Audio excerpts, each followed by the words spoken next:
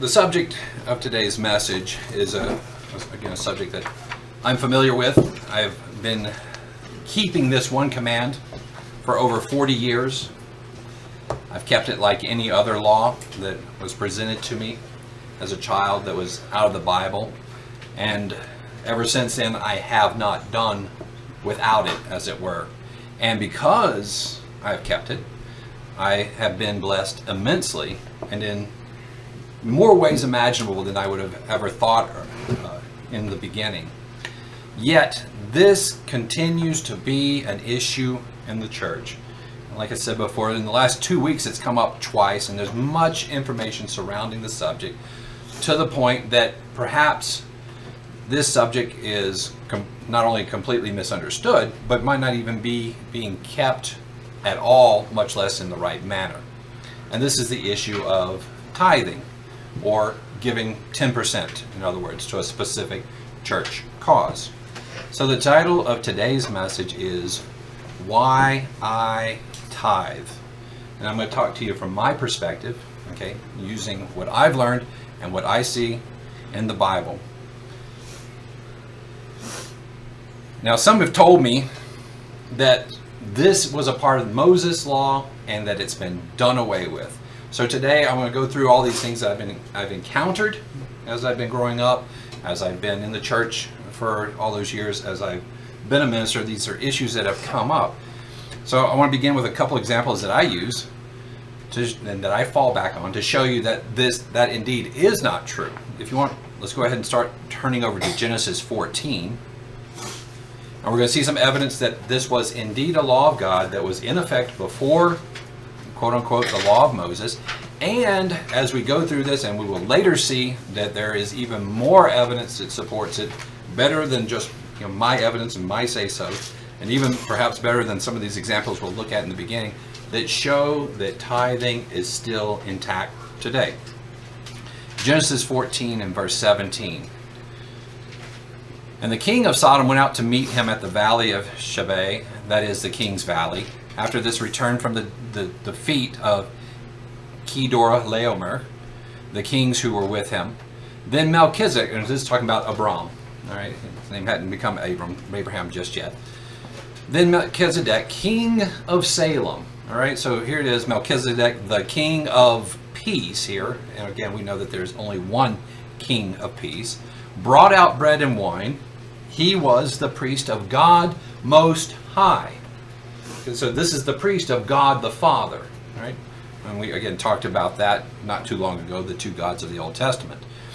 And he blessed him and said, Blessed be Abram of God Most High, possessor of heaven and earth, and blessed be God Most High, who delivered your enemies into your hand. And he, speaking of Abram, gave him, Melchizedek, a tithe of all. So in this passage, we see that, and again, this is a principle, that blessings come from God. That is, again, God Most High, the Father. And that the tithe was given to his representative on earth, Melchizedek, as a means of giving to God. Okay, so the tithe belonged to God, but nonetheless it went through Melchizedek, who, as we know, was the pre-incarnate Christ. He was the being that became Christ. He became the Word of God. He was the Word of God who became flesh. And again, we'll see that here perhaps a little bit later. But again, we've spoken about Melchizedek, and I think we know, too, who Melchizedek was. But here it is, Abram is giving it to the being that became Christ. And this tithe that he gave acknowledged the fact that God is the one that blesses. And we'll talk more on that later as well. And the other thing that we see here too is that Abram tithed of all he had, not just the agrarian goods. So what happened, he raided, this was to go get Lot back, as you know the story. Lot had been taken. He went back, and not only that, but the guys who were with him plundered and pillaged the place as well. And they took not just food, but they took goods as well. And so he gave him a tithe of all. And I bring this up because some people are now saying today that, oh, this was only for this agricultural society, and it was only meant to be done on farm goods, on the crops and the animals. But what we see here right off the bat is that he gave him a tithe of everything. Look at verse 11. It says, then they took all the goods of Sodom and Gomorrah and all their provisions and went their way. So the goods were the valuables that the people had fled and left, and the provisions were the food and drink. But look down at verse 21. It says, now the king of Sodom said to Abram, give me the persons and take the goods for yourself. Keep those things. All right. It's not something that was going to perish, but he said, keep those. And Abram said to the king of Sodom, I have raised my hand to the Lord, God Most High, the possessor of heaven and earth, that I will take nothing from a thread to a sandal strap. So again, apparently these were things. I don't think that this was an idiom or idiomatic phrase. I think it was, literally things that they were picking up and grabbing as they went. It's like you go into town and say you're going through this place and you see Nike Air Jordans, and those things cost $300 off the shelf. Yeah, you grab them. So he says, but look, I'm not going to keep those. I'm not even going to keep a thread, not even a shoelace of this. I'm giving it all back except for what the young men have eaten. Okay, so they did take some stuff to eat, and the portion of the men who went with me, let them take their portion of the goods. So the whole point in all this is just to make clear that, and we'll continue to make it clear, that it is not just on produce and farm animals, okay? And if you just even think about that for a second, it seems disproportionate for only those who have a farm and a ranch business to tithe. The Bible mentions many other professions, right? And yet, why is it that they wouldn't? And knowing human nature, what do you think people would do if these people had to tithe? And we'll talk about what that ends up being and how much that ends up being of your net that you take in. But if you said, okay, I can get ahead of all these guys, but it's just doing another profession where I don't have to tithe, doesn't make any sense, and it ignores all these principles. The fact that God blesses these people, right? It's like He's going to bless them not only in the agricultural, but in all the other jobs that they were doing.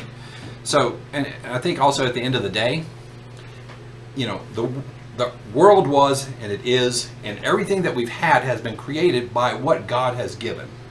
So you look at the earth and all that is in it and on it, and that is what we have used to create. If you look around the room that we're in, everything in this room has come, out of the earth.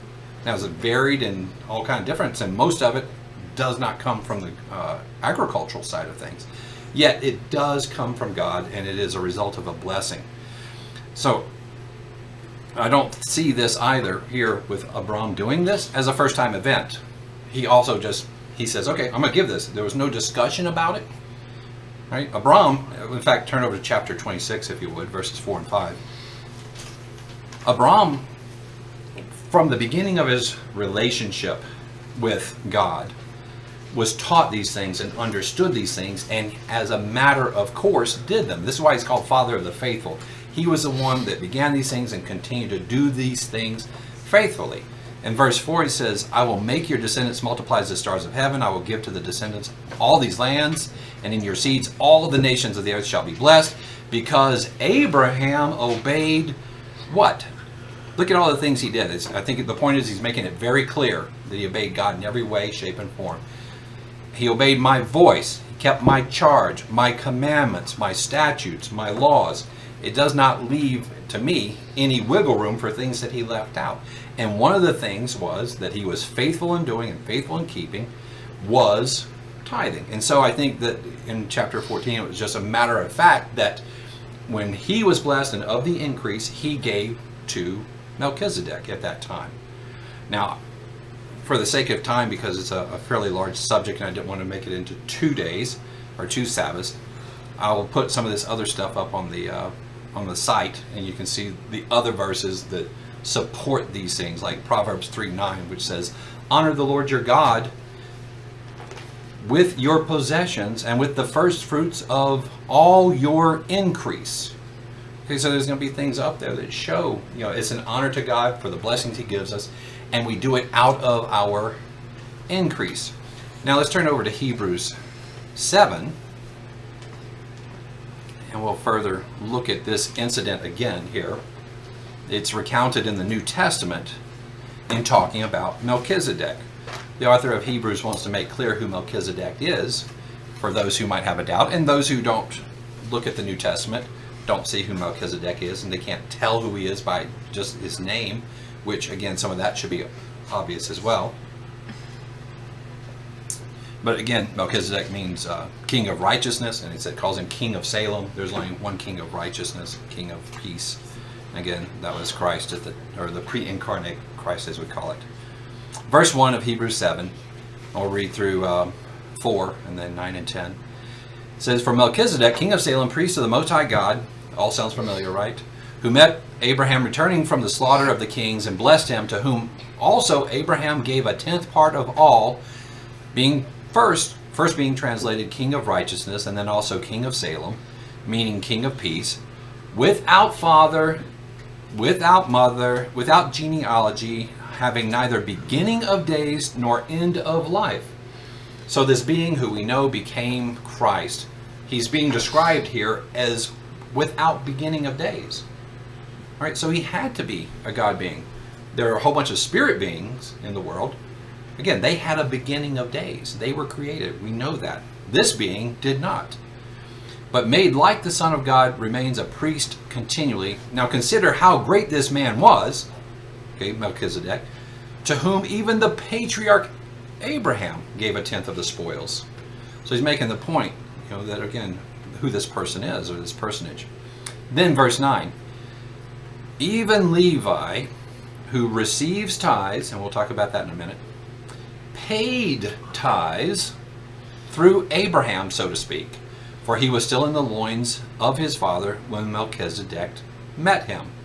So one of the points that he's making here is that the tithing law was in effect before the administration of the tithes was given to the Levites after the time of Moses, or at the time of Moses. So he's being very clear here to me, saying that, and he goes about a roundabout way that I wouldn't have done it. All right, I personally wouldn't have used an example like this, but he does. He feels it's okay, and he makes the point. Again, he knows that this law of tithing was in effect at the time that Abraham was giving it to Melchizedek. So now back to Genesis 28. And we'll just look very quickly at the example of Jacob. Again, both, of course, Abraham, Abram, and Jacob were before Moses. Considerably before Moses. Almost 400 years. Jacob, in let's just read verse 22. You can put 20 and 21 in your notes as well.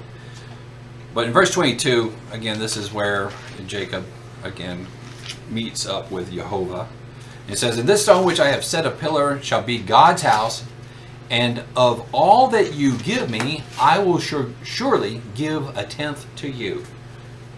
So he acknowledges where it comes from in these verses, and he's going to give a tithe back, and he's going to tithe on everything, not just the agricultural products or the ranch products, but all he's going to give him a tenth of. And honestly, where does an idea like this come from anyway, if it did not exist? This is not the imaginations of a man, right? Men do not give away their money naturally. Okay, and here we have, to me, the obvious places that it came from. Again, from the beginning, it came from God to Abraham, from Abraham to Isaac to Jacob. And Jacob says, okay, well, you're the God of my grandfather and father. So, again, I will do as they do and give you a tenth. So then we come to this time period, we'll just call it from Moses to Christ. Okay, and this is where many see the law of tithing begins. And if you want, let's go ahead and turn over to Leviticus 27, verses 30 and 32. But what we find in this part of history is that Moses was merely codifying or writing down what had already been in existence, right? Among the other things such as do not kill, it's obvious that, again, you go back and look at it, that you are not supposed to kill. And you can go and look and see that all 10 of the commandments were in effect before the time of Moses.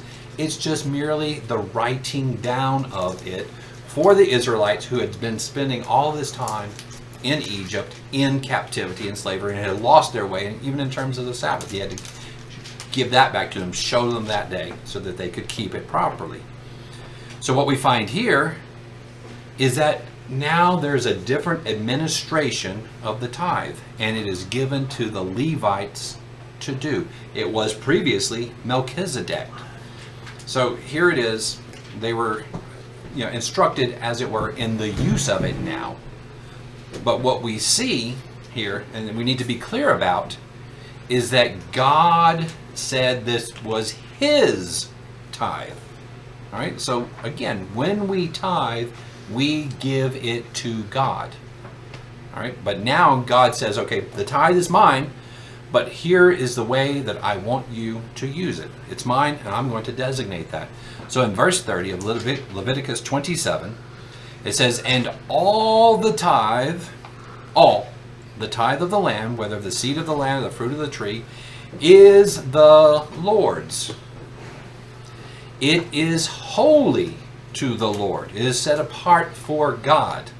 Okay, so the tithe belongs to God. It was never ours to begin with. And when we look at this, as we're talking about, the world God made, it was His to do with as He wished. He says, here, I will let you use the world. All I ask is that as you are blessed, as the increase of your goods, to give me 10% of that. And then verse 32, he says, and concerning the tithe of the herd or the flock or whatever passes under the rod, every 10th, sheep or lamb, that the 10th one shall be holy to the Lord. So this, again, God makes it clear that it is His and that it is holy. It is set apart for that. Now over in Numbers 18, we see that God gave it to the Levites for a reason. And we'll skip through a few verses beginning in verse 21. Numbers 18:21.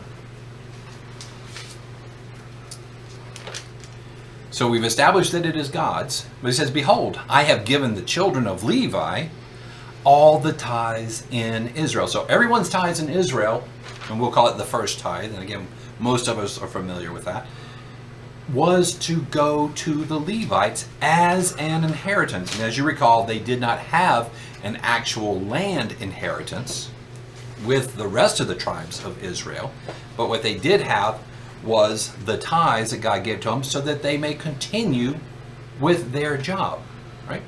So it's an inheritance in return for the work that they were doing. And again, that was the work of God, which they perform, the work of the tabernacle of meeting. So it was God's to give, and God says, this is the way I want to use it for the furthering of the work of God. In verse 24, He says, I have given it to the Levites. Verse 25, the Lord spoke. This is God speaking to Moses. In verse 26, He says, speak unto the Levites and say to them, when you take from the children of Israel the tithes, which I have given you from them as your inheritance, then you shall offer up a heave offering of it to the Lord, 1/10 of the tithe. So now this was the increase for the Levites. It was their increase, okay?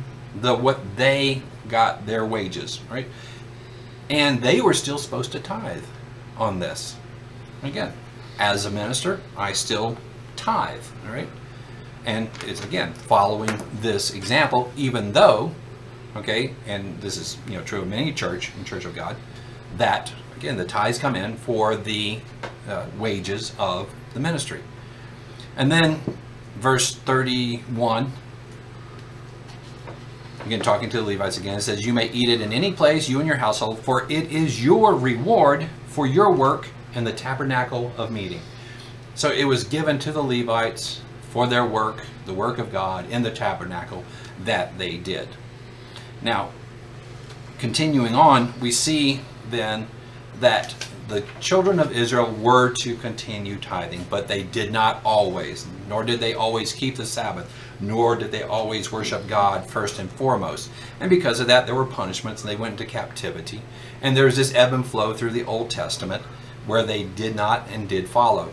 Well, Hezekiah was one of the ones that reinstituted, as it were, the tithes. And again, I'll put that on the website. And Nehemiah, after they came back out of captivity, saw the necessity of having the Levites in the temple and said, okay, they're going back out to the field. Let's start tithing again so they don't have to do that and so they can be out about the work of God. Again, those scriptures I'll put online as well. But it's just to round out this, or to fill in this section from Moses to Christ. Now, the one I do want to turn to, though, is in Malachi. Let's turn over to Malachi 3, and we'll begin in verse 6 and go through verse 10. Malachi 3, verses 6 through 10.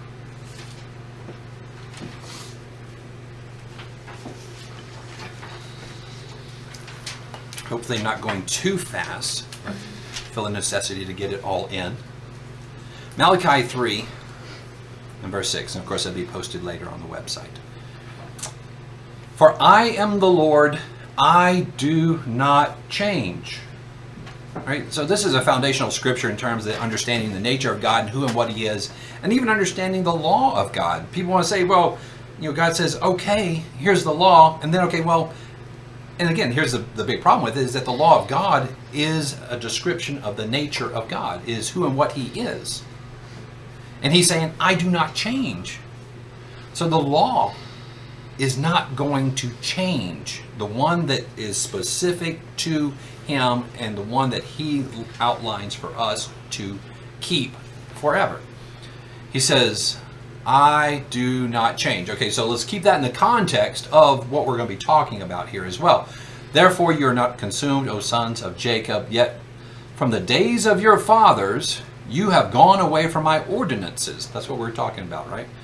And have not kept them. So you're not keeping what I want you to keep. Return to me. What does that mean?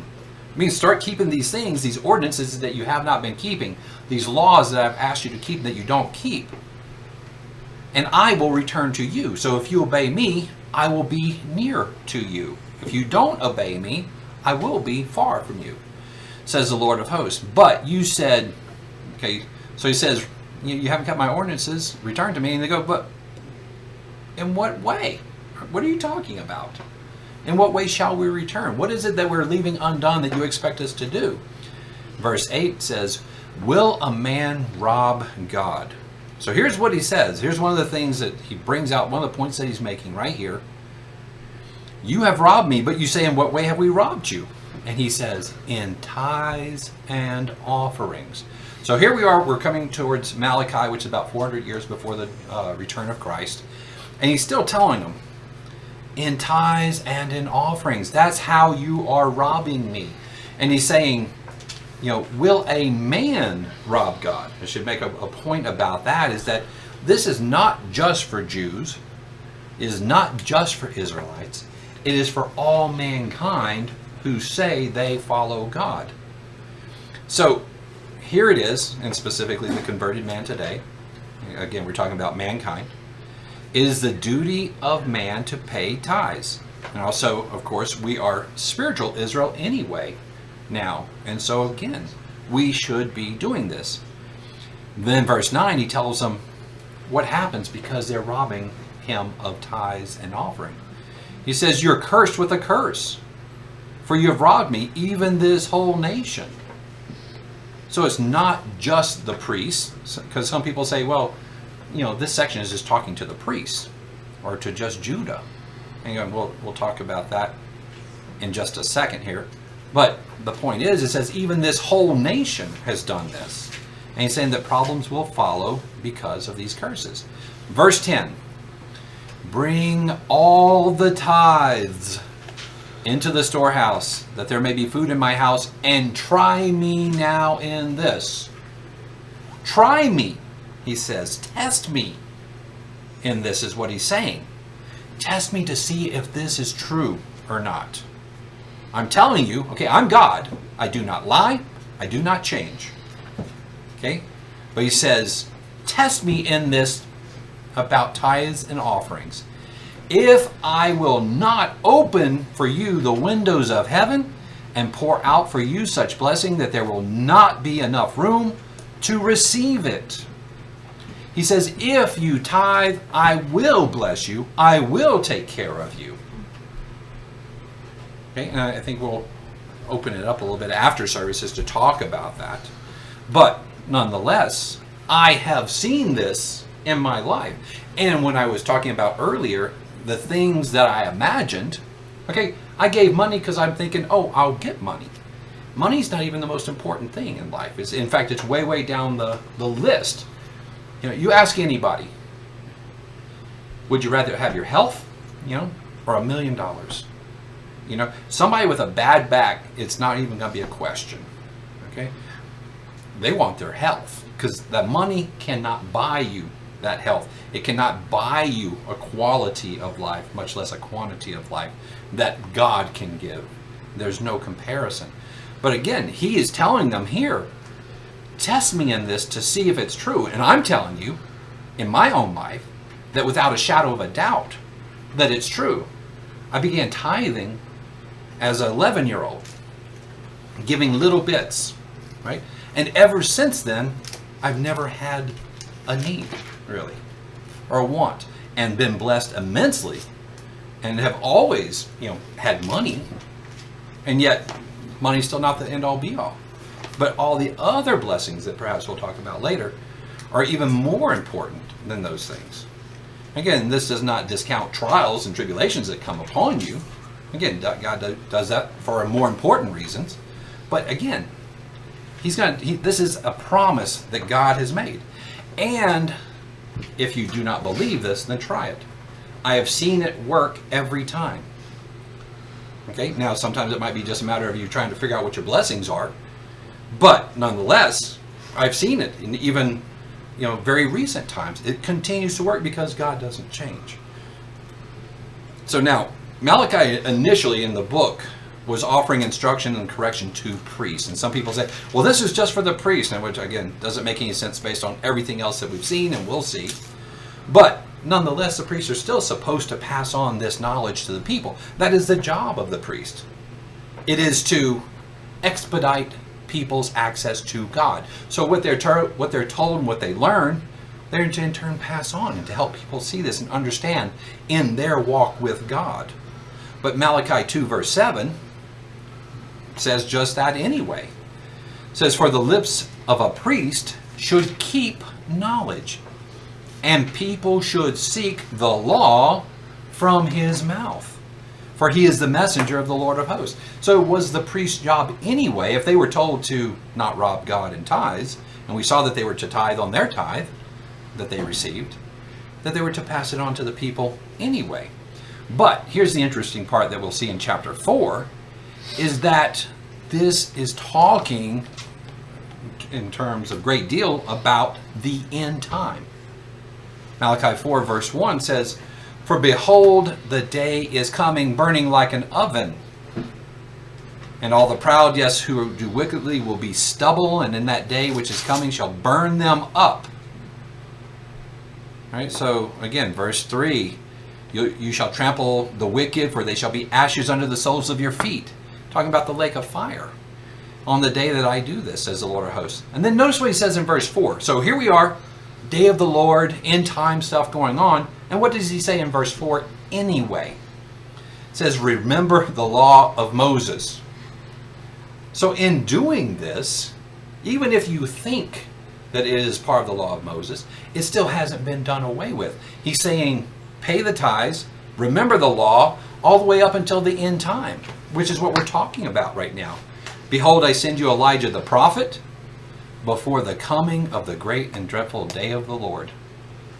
So this book right here has to do with the future of mankind.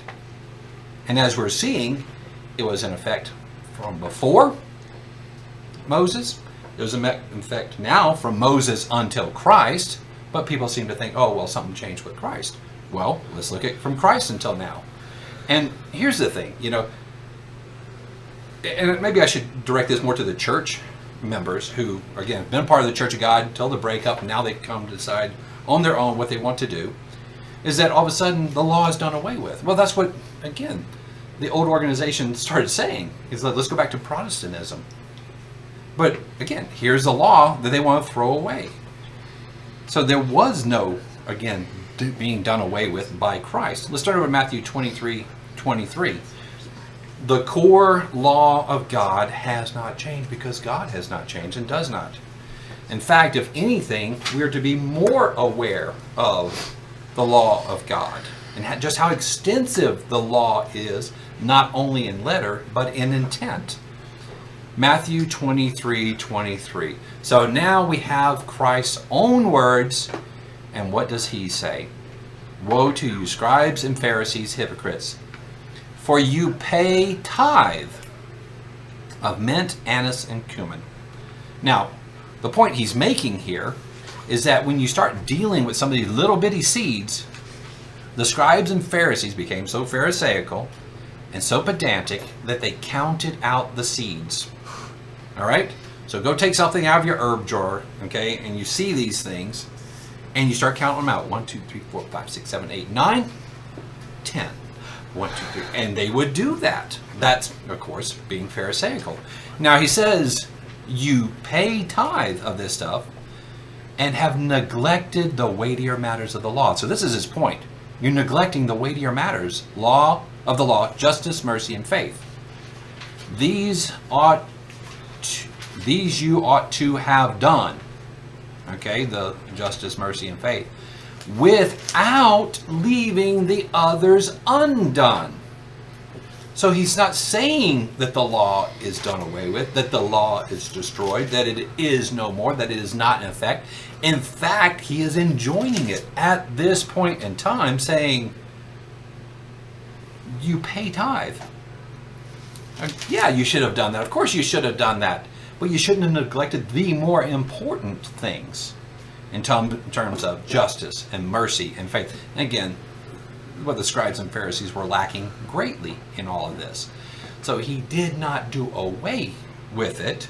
He did just the opposite and said, as, again, Melchizedek, he was formerly Melchizedek in the Old Testament who received tithe, and he's saying, yeah, you're still supposed to continue giving tithes. Now let's turn back to Hebrews 7 and verse 5. And we'll read this again.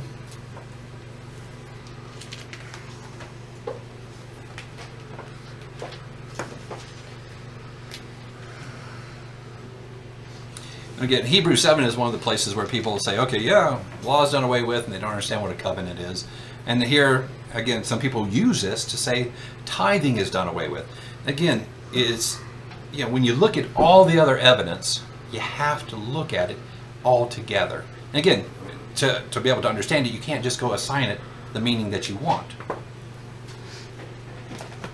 Hebrews 7 and verse 5. And indeed, those who are of the sons of Levi, who receive the priesthood, have a commandment to receive tithes from the people. Right? Okay, we read that, right? It was to be given to the Levites for their service in the temple. So they receive tithes from the people according to the law. Okay, so that law that we just read says, okay, if you are a Levite, you receive the tithes of the people of Israel. That is from their brethren, though they have come from the loins of Abraham. So he's saying, again, even though, again, we were talking about this, even though you're of Abraham, and we're going down the road here, there was this specific part of the law regulating the Levitical collection of tithes mentioned here. And look, I can read Nehemiah 12:44 because we're going to come back to Hebrews here, but you can put it in your notes. It says that the tithes, plural, to gather into them from the fields and of the city's portions, specified by the law for the priest and Levite. So there's a specific part of the law that was specified for the Levites. Now, let's turn over to chapter 9 of Hebrews. So they had this authority because they were Levites and they didn't have this inheritance and they were working in the temple, in the tabernacle, to receive the tithes. But it was only for a time. Hebrews 9, 9, and 10. So it was symbolic for the present time in which both gifts and sacrifices are offered, which cannot make him who performed the service perfect in regard to the conscience. So again, he's talking about the Levitical priesthood. They were human, they had faults, and there was problems with it. Continuing, concerned only with foods and drinks, various washings, fleshly ordinances, imposed until the time of Reformation. So there were things, again, we've talked about this many times, in terms of the sacrificial system and the washings and these things that he's talking about here in verse 10, that were only imposed on the Israelites until the time of Reformation, the reforming of things. Now, back to chapter 7, verse 11. Notice the change. It's not in the law of tithing, but once again in the administration of it. So it was Melchizedek who administered the tithes originally, then it was the Levites, and now notice in verse 11 of chapter 7 of Hebrews, therefore, if perfection were through the Levitical priesthood, and it wasn't, for under it the people received the law that we're talking about, what further need was there that another priest should arise according to the order of Melchizedek? So again, this was going to be necessary to have this high priest, which was Christ, right? That could do the things that the fleshly priest could not do. Okay, Christ came, he lived a perfect life, he sacrificed himself, he became our intercessor, mediator, and high priest to God. He did all those things that the fleshly, human Levite priesthood could not do. Okay, but notice it says, for the order of Melchizedek, and not being called according to the order of Aaron. It's not in that same lineage. For the priesthood being changed of necessity, right, for the reasons we just said, that they couldn't do what Christ did, there was also a change of the law. Well, which law? The ones we were just talking about in Hebrews 7:5 and Nehemiah 12:44. It was the law concerning the Levites and priests, not the law concerning the tithes, but rather the fact that the time of Reformation had come, okay, with Christ. Okay, that time of Reformation came because of him, who was from Judah. Right? So Christ came from the line of Judah, not the lineage of Levi. This is why the law had to change, because the law was for the Levites. So, and the tithe went to the Levites. So this necessitated a change in that law, now that we've had Christ as our high priest after the order of Melchizedek, just as it was supposed to be. Now, verse 13, Hebrews 7. For he of whom these things are spoken belongs to another tribe, not to the tribe of Levi, so we need to change the rules here in terms of who the tithes go to, from which no man has officiated at the altar. So nobody from Judah has ever done this before. For it is evident that our Lord arose from Judah, just as prophesied, of which tribe Moses spoke nothing concerning the priesthood. So now there had to be a new understanding given concerning this change, and it is now evident that the administration of tithes had been given to Melchizedek and to the New Testament church. So now the New Testament church has become the administrator of tithes and offering. And what we'll see is that now under the New Testament church, that the administration of tithes is for the preaching of the gospel and the feeding of the flock. God's tithe is still for God today. It is still his tithe. Now we are to just administer it in a similar way, which was done by the Levites that we've read through. Let's turn to Acts 4, verses 34 through 37, and we see now about this new administration, as it were, of tithes and offerings. Now that it is no longer the Levites, we're tracing the path to where it goes to next.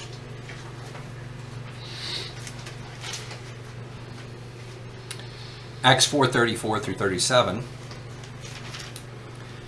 Nor was there anyone among them who lacked, for all who were possessors of land or houses sold them and brought these proceeds to the things that were sold and laid them at the apostles' feet. So not only was it not agrarian-based stuff, but they gave it to the apostles. Again, we're kind of lumping in tithes as well as offerings here. And where do they go to? They put them at the apostles' feet, and they distribute to each as anyone has need. And Joseph, who is also named Barnabas by the apostles, which is translated son of encouragement, a Levite. So Barnabas understood this, that as a Levite, it didn't go to him. And he laid it, again we know Barnabas, at their feet. And having sold the land, he brought the money and laid it at the apostles' feet. He also did that. So I thought that was interesting as well. Now Paul confirms this intended use in 1 Corinthians 9, verses 13 and 14. 1 Corinthians 9, verses 13 and 14.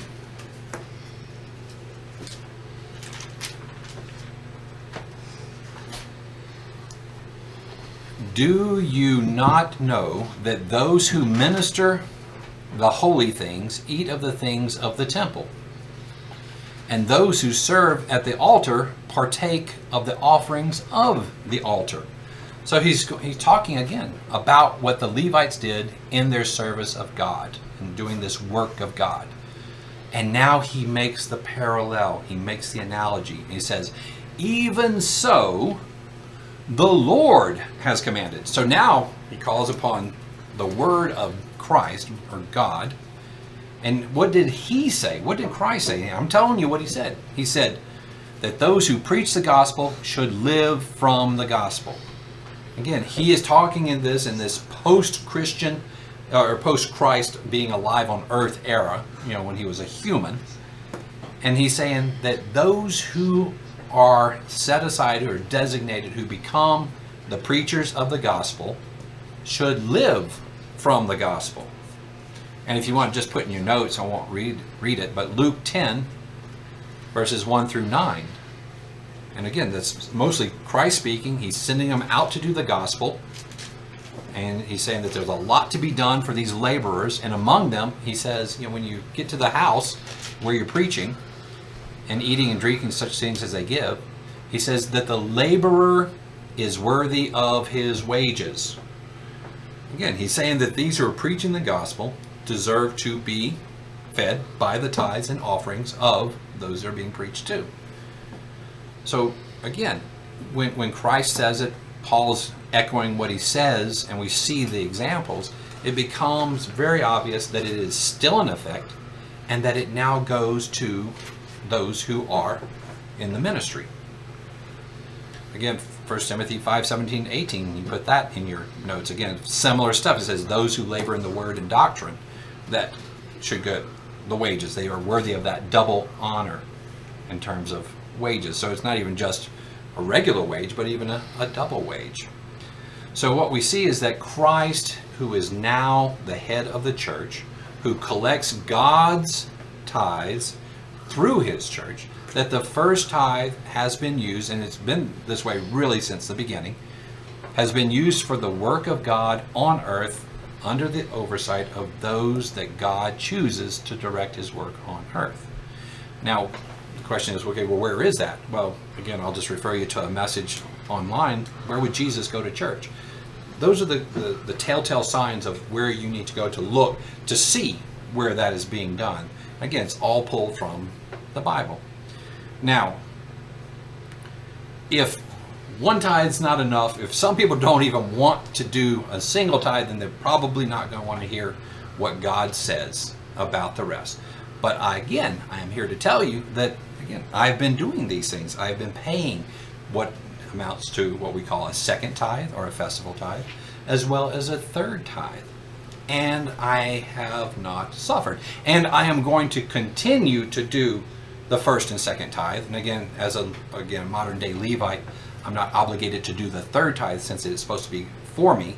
And again, another principle, and I'll say this now while it's on my mind, is that you never ever do the third tithe if it's going to put you on third tithe. All right, so, and you don't take out money, you don't figure out some way to pay the third tithe if it's going to make you bankrupt, and you're going to need to have third tithe anyway. But we find several places, and let's just begin turning to Deuteronomy 14. But Deuteronomy 12 and verse 6 mentions the word tithes plural, and I think I emphasized it once before, where it said tithes. And it's not talking from multiple people always, as it is talking about multiple tithes. But God has actually instituted 3 different types of tithes. And we always call them first, second, and third. And also that throughout history, I'll say this, that you can find historical evidence from other writers of the Israelites practicing a tithing system with 3 tithes in it.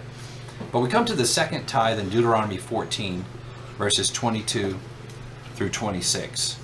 And let me just highlight it as we go through. But again, he says right here, you shall truly tithe all the increase of your grain. Again, when we talk about increase, it is, in today's terminology, we have gross and we have net. Right? In business, you have your expenses that are your cost of doing business and the money you make. Right? So, and again, perhaps I do need to explain this because I was dealing with somebody this week who did not even understand that concept. If I get $500,000 of money from a business, but it costs me $500,000 to get that business, to sell it. I bought this for $500 and I sell it for $500. I haven't made $500,000. I have not made anything. I have 0 increase. Yet some people want to say, oh, look at him, he makes $500,000 a year. No, not if it costs you $500,000. You're making 0. So God says, on the increase of what you make. All right? He doesn't expect, and again, there's all kind of nuances and things that we can get into that I'm not going to get into in terms of how you figure out your increase. And this is kind of one of those little gray areas that God allows you a certain leeway to decide certain things, but there are some guiding principles as well. But nonetheless, the increase of your tithe is across the board. So that's the way you figure out your first, second, and third tithe. Now this one here, he says, and he's specific about it, he says, you shall eat before the Lord your God in the place he chooses. Again, if you want to put Deuteronomy 16, is it 5? Now I gotta go look it up. I was going to do it by memory here. 16:15. Again, uses that same terminology, speaking about the Feast of Tabernacles, or the Feast of Booths, as it's also called. Right? It says, in the place, again, that the Lord your God should choose. So when we talk about this, we're talking about the Feast of Tabernacles here. And it's a second tithe that's put aside, so that you can go to the feast and enjoy the feast. He says, but, in verse 24, if your journey is too long and you can't carry all this stuff with you, you get to exchange it into money, verse 25. And then you take the money with you in your hand, and you go to the place which the Lord your God chooses. So you get to use this money as second tithe. Again, God has no problem with that fact, and hopefully that concept that it doesn't have to be just agrarian goods is, stuck in your mind. Then verse 26, probably the second verse I memorized as a child, and you shall spend that money for whatever your heart desires. We so looked forward to going to the Feast of Tabernacles with the second tithe in hand that we could spend it on these things. Okay, and it goes on basically for whatever your heart desires. So again, what we see here is a second tithe. You can put Deuteronomy 12, verses 17 and 18 in your notes if you'd like. And again, it talks about this tithe, and it also makes some distinguishing characteristics between this one and the first tithe, so that you don't confuse the two in terms of that you get to eat it within your gates, okay, as opposed to the fact that you're supposed to give your tithe to the Levites, which is not within your gates, as it were. Now, chapter 14, verse 28, we come to the third tithe. Now, this is an interesting one because this is a tithe that you don't do every year. At the end of every third year, you shall bring out the tithe of your produce of that year and store it up within your gates. So it's handled differently than the first two. And the Levite, because he has no portion nor inheritance with you, the stranger and the fatherless and the widow, that is who the third tithe for.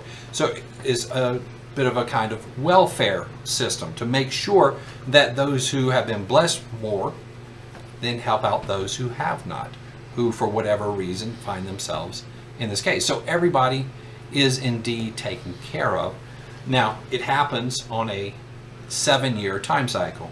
So of course 3 years does not go into 7. So what you do, and again, let me just read, if you're still there in Deuteronomy 14, and we're reading verses 28, 29, then what is the next verse? Good. The next verse is chapter 15, verse 1. And so it continues here, and it butts these two things together, and it says, now, at the end of every 7 years, you shall make a release. So what we're talking about here now then is that this every 3 years then just nicely merges into this whole 7-year plan, which they understood that in the 3rd year you do a third tithe, in the 6th year you do a third tithe, but in the 7th year, which is a land Sabbath where everything is laid rest, there is no increase anyway in that year. So God says, I'll bless you in the 6th year, which again is the third tithe year, that he's going to give you extra, but the 7th year you let the land lay fallow, and so you don't actually do it. So then the 7-year time cycle begins on the 1st year after that, and then on the 3rd year in that 7-year time cycle you do a third tithe, and then in the 6th year. And of course it makes sense in terms of how all these things work together, that there's no increase anyway in the 7th year. Plus, if you go through the whole 20, if you go so after 21 years, then what happens is anyway is that the land rest happens in a 3rd year time cycle, and you don't have any increase, and the Levite, the fatherless, the widow, and the stranger then have to go without because nobody's third tithing that year. So it's set up very nicely, and hopefully everybody understands that. I guess I'll find out afterwards and I can make it more clear later. But nonetheless, twice in a 7-year time cycle are you supposed to give third tithe. So again, it amounts to not 30% that you have to give every year, but you do this 30% twice in 7 years, and I forget what that comes out to be, something like 22 and a third or 22 and 2/3% on average every year that you give of your tithe, of your increase to God. And I'm here to say that, yeah, that's never been an issue. Okay, this tithing is an act of faith, right? So Malachi 3:10 said, try me in this, test me in this, test God to see if it's true. Okay, so when we see it happen, it produces faith, right? It's an act of faith. Not only that, but James says faith without works is dead. All right, this is a work to go along with our faith as well.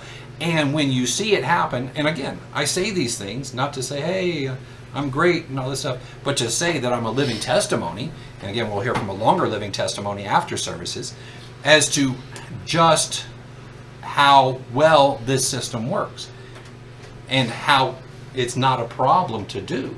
And that at this point in time, after you do it for so long, it's not even really a matter of faith that like, oh, is this going to work or not? It's a belief that it will work. And of course you know it's going to work. So it happens. And again, it becomes a test of faith, because how often at the end of the month do we actually have money left over? Yet whenever you tithe, whenever you seek God first, you seek God in his righteousness, Matthew 6:33, you seek him first, and he'll add these things to you. God blesses us because of this. Luke 6:38, again, let me quote Christ. He says, give, and it will be given to you. Good measure, pressed down, shaken together, running over, will be put into your bosom. For with the same measure that you use, it will be measured back to you. So again, if you give, God gives back to you more. I always like to think of the ice cream guys. If you want, you can just like scoop up a piece of ice cream, and it's a big circle, and it's like nothing in the middle, and you can put a few of those in there. There's nothing in there. But some of these places you go to, man, they just push it down and pack, and you go, can they fit any more? And they just still pack it in there, and they just get it to where you'll really get your money's worth at some of these places. Other ones, again, they could gyp you if you wanted. But that's the way that God's going to come, where it's just overflowing, so much that you can't even almost measure it. And we have to understand, Deuteronomy 8, verse 18, it is that God is the one that gives you the power to get wealth. Okay, it almost sounds like an ad, right? Or like one of those commercials, right? You know, the steps to wealth, or the power of wealth. Look, New King James Version says, he who gives you power to get wealth. It's God. Remember the Lord your God. And it is God that is in charge of our lives. It is God that's going to give to us as we give to him. Again, you know, when we give to others, we're doing it to Christ anyway. Right? Matthew 25, 41 through 46. So my question then is, why then, if we're blessed, why is it that some want to do away with tithing? Again, we live a give way of life. Right? It has been said that there's two ways of life, give and get. Right? Simplifying it down. You know, give is this loving way, the caring way. You know, those who say they can give more, they don't have to tithe. Look, we're not confined by the 10% or the 20 or the extra tithe. They say these things. But do they give? How many people do you know that say, oh, you don't have to give just 10%? How many of those people do you think give more than that? I can tell you, I'd be surprised if any of them give more than 2%. Okay? Because 2 to 3% is the national average of what Christian people who believe that they should tithe give to the church. That's it. That's it. These people who want to do away with it are more or less shooting themselves in the foot when it comes to tithing and the benefits that not only others receive because you do it, but you receive. Okay? This goes to the preaching of the gospel and the enabling of other people to hear the word of God. It is for the preaching of the gospel and the feeding of the flock. Okay? Now, God doesn't need your money, right? We all know that, and that's the first thing a lot of people say. But he wants it for lessons that you learn, and so that he can have the opportunity to bless you. Again, we are to emulate God. God was the one who gave first. He gave us everything that we have. We can never outgive God. He's just saying, look, here's all I ask, is the increase of what I have given you to give 10% of just that back.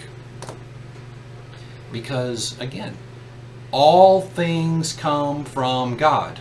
That's scriptural. We don't even have, if you didn't know it, by the fact that he created everything, 1 Chronicles 29:14 says it. All things come from God. So we are to be doing this rather than trying to store up riches and keep our money. Again, the riches are uncertain. Right? 1 Timothy talks about that. Again, they can come and go. You don't take them with you when you go. Now's the time to give. Okay? God says it's more blessed to give than to receive. And of course, there's a stipulation too to the giving, because God will not accept your tithe. Now, you need him to accept your tithe, but he will not accept it if you are not giving it cheerfully, if you're not giving it willingly. You can't give money to God begrudgingly. Yeah, throw it on the table because you said I had to. You can't do that. 2 Corinthians 9:7 says God loves a cheerful giver. You have to give it in the right way. If you're not, then you might as well not give it at all, because it'll be done in the wrong manner. And it's not going to do the good that God intended it to do. In the end, God is not going to coerce you to do this. Just as he's not going to coerce you to do any other aspect of his law. When did God force you to do anything? To tell the truth? To not kill somebody? It's still about free will. It's a test, though, to see if we are willing to put on the mind of God and to keep his commands. So one last scripture, Philippians 4 and verse 17. Again, this is why I speak to you today. It's why Paul brought up the subject. Again, it's the way we're ending here. Philippians 4 and verse 17. Not that I seek the gift. This is the money. Again, Paul talks about it several different ways, different times throughout his epistles. He says, not that I seek the gift, because he was a tent maker, even though he said he was worthy of it.